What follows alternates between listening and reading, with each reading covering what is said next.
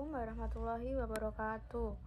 Selamat pagi Bapak dosen dan teman-teman semuanya. Perkenalkan, saya Rahmawati Wahyucayati dengan NIM 877973551 dari Prodi Pendidikan Guru Sekolah Dasar Universitas Terbuka.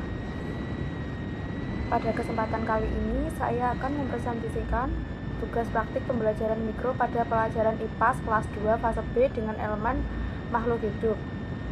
Modul ajar ini disusun berdasarkan capaian pembelajaran fase B, yaitu peserta didik mampu menganalisis hubungan bentuk dan fungsi tubuh, memahami siklus makhluk hidup, serta mengenal kebutuhan dan pelestarian makhluk hidup di lingkungan sekitarnya. Materi yang saya gunakan pada pertemuan pertama adalah mengenal ciri-ciri makhluk hidup. Modul ajar ini dirancang menggunakan pendekatan pembelajaran aktif dan kontekstual melalui kegiatan observasi, pengamatan, diskusi kelompok, serta klasifikasi sederhana agar siswa lebih mudah memahami materi melalui pengalaman nyata di lingkungan sekitar.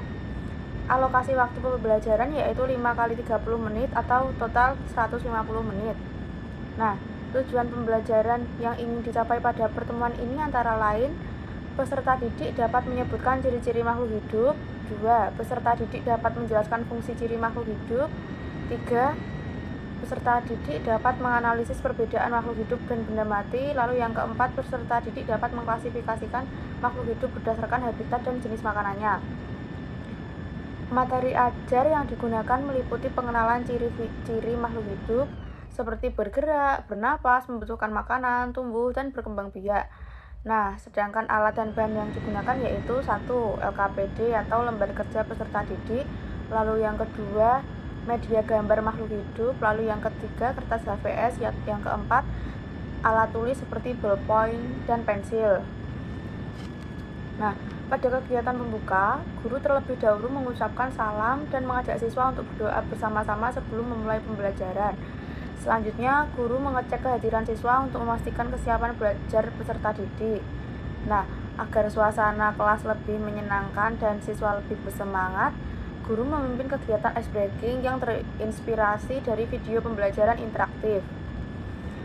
Kemudian, guru melakukan persepsi dengan memberikan beberapa pertanyaan pemantik kepada siswa seperti apa perbedaan batu dan kucing, dan mengapa hewan perlu makanan.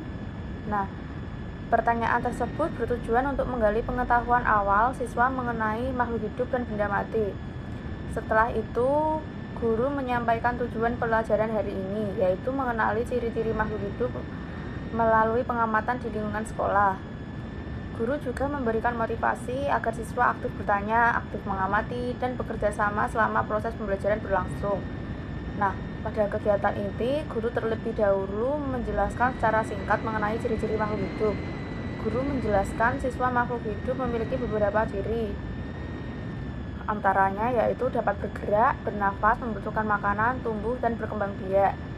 Setelah penjelasan singkat, guru mengajak siswa untuk melakukan pengamatan. Guru membagikan beberapa gambar yang dapat diamati. Nah, peserta didik diminta mengamati berbagai gambar makhluk hidup yang sudah dibagikan guru. Melalui kegiatan observasi ini, siswa diharapkan mampu menemukan sendiri contoh ciri-ciri makhluk hidup berdasarkan objek yang mereka lihat. Nah, selama kegiatan berlangsung, guru membimbing dan mengarahkan siswa agar tetap fokus pada tujuan pembelajaran.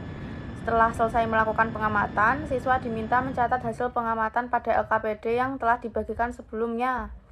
Nah, pada LKPD tersebut, siswa menuliskan contoh makhluk hidup yang mereka amati serta memberikan tanda centang pada tabel pengamatan sesuai ciri-ciri yang ditemukan seperti dapat bergerak, bernafas, tumbuh, dan membutuhkan makanan.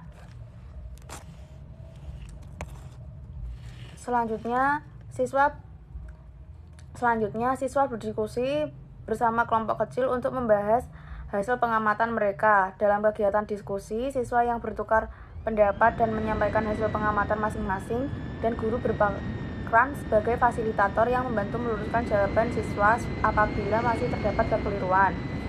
Nah, setelah diskusi selesai, setiap kelompok mengirimkan perwakilan untuk mempresentasikan hasil pengamatan di depan kelas. Nah, Melalui kegiatan presentasi ini, siswa dilatih untuk berani berbicara dan menyampaikan pendapat di depan teman-temannya. Lalu guru memberikan penguatan materi mengenai ciri-ciri makhluk hidup agar pemahaman siswa menjadi lebih jelas dan terarah. Nah, pada kegiatan penutup, guru bersama siswa menyimpulkan hasil pembelajaran hari ini bahwa makhluk hidup memiliki ciri-ciri, yaitu seperti bergerak, bernapas, lalu membutuhkan makanan, dan tumbuh. Selanjutnya guru memberikan pertanyaan refleksi kepada siswa seperti, apa sih ciri-ciri makhluk hidup yang paling mudah ditemukan? Kegiatan refleksi ini bertujuan untuk mengetahui sejauh mana pemahaman materi terhadap siswa. Lalu guru memberikan apresiasi kepada siswa atas partisipasi dan kerjasama selama pembelajaran berlangsung. Nah, sebelum pembelajaran diakhiri, guru kembali memimpin ice breaking singkat agar suasana belajar tetap menyenangkan. Lalu yang terakhir, guru menutup pembelajaran dengan doa bersama dan salam penutup. Nah, pada pembelajaran ini juga terdapat beberapa bentuk asesmen, yaitu asesmen sikap, asesmen pengetahuan, dan asesmen keterampilan. Asesmen sikap dilakukan melalui pengamatan terhadap kerjasama, kedisiplinan, dan keaktifan siswa selama pembelajaran berlangsung. Asesmen pengetahuan dilakukan melalui menulis pertanyaan tertulis mengenai ciri-ciri makhluk hidup dan benda mati. Sedangkan asesmen keterampilan dilakukan melalui penilaian kemampuan siswa saat mengamati objek, melengkapi jawabannya pada LKPD, dan keaktifan dalam kegiatan kelompok. Selain itu, guru juga melakukan refleksi pembelajaran untuk mengetahui apakah pembelajaran ini berhasil atau tidaknya setelah dilaksanakan. Nah, dengan adanya pembelajaran berbasis pengamatan ini, diharapkan peserta didik mampu memahami konsep ciri-ciri makhluk hidup dengan lebih mudah, lebih aktif, dan menyenangkan. Demikian presentasi praktek pembelajaran mikro yang dapat saya sampaikan.